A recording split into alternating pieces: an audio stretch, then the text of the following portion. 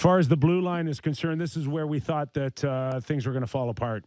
And lo and behold, man, it's just business as usual back there. All of a sudden, it's the adventures are gone or they've been cleaned up, particularly when you talk about Holl and, well, let's just end it right there. Justin Holl. I mean, everybody wanted this guy out of town. Everybody was talking about he can't play in the NHL, and now he's logging big minutes. And I'm not saying that he was where we thought he was maybe a few years ago, shutting down Connor McDavid, but all of a sudden, big right-handed shot guy playing 20-plus minutes is looking okay.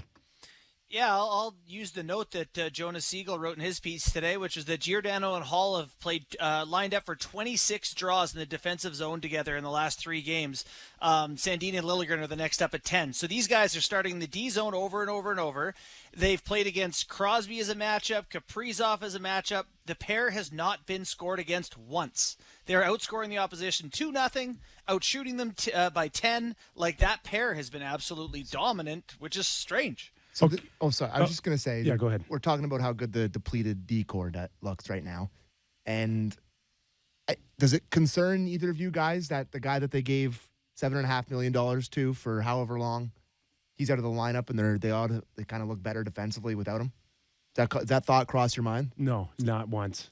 Okay. I just assume that when he comes back, they're that much better. JB, there's like... I will just say, Kyper, that it has crossed my mind to consider, like, is that a difference, like that Riley, whatever? And I'm with you. I don't think it's the right answer, no. So outside of Sandin, would it affected anybody else? Because Sandin, we know, has elevated his minutes and seems to have settled down and... Looks way more confident to me. Way more confident and avoiding the big blunders. But outside of that, who should feel like they've been affected with no Morgan Riley there? I guess like the main four is just like Liljegren getting more minutes, Sandin more minutes. Yeah, otherwise, you just have a couple of guys in who don't play. Like Hollowell is in, and Mete as well. So those guys would be affected by it. But yeah, they don't play a ton. Okay, let's go to Sheldon Keefe on Hall's elevated role with the Toronto Maple Leafs. Yeah, like I was saying, everybody is elevated here, and I mean, Halsey different times, hasn't played at his best throughout this season, but Justin Holl's played a lot of really tough minutes for us over his time in the NHL. So it's not necessarily new for him, but you have to go out and do the job, and he has. So that's been really great to see. Man, it's almost as if like they couldn't give him away a month ago or 2 months ago. Couldn't give him away. We had the conversations about how they had nobody to give him a rest. Remember how we were talking like this guy is desperate for a rest.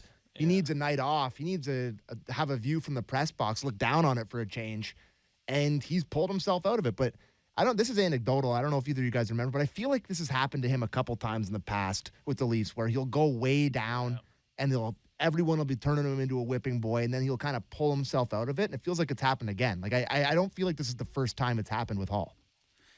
No, and he's also the poster child for the numbers people love him, the eye test people hate him. He's like one of the rare ones that there's a huge divide on. I think everyone's right. He can look terrible. He can be really reliable in a good role. As much as we talk about the consistency or inconsistency of the big four and all that, he's another guy who might fall under that same umbrella. When he's going, but he ain't always going. Yeah, and to that point, I think it's almost as if when the Leafs feel like they've got this rhythm, then there's a sense that you don't have to go out there and force anything. Like it just seems to come to you as much as you go to it, and then you just find that happy medium. When Hull gets in trouble is when I see him start forcing things, and Morgan Riley's the same way. When you start seeing Hull now make a pinch that isn't there or is a high-risk play, that's when he falls into a trap. That's when he gets himself into trouble.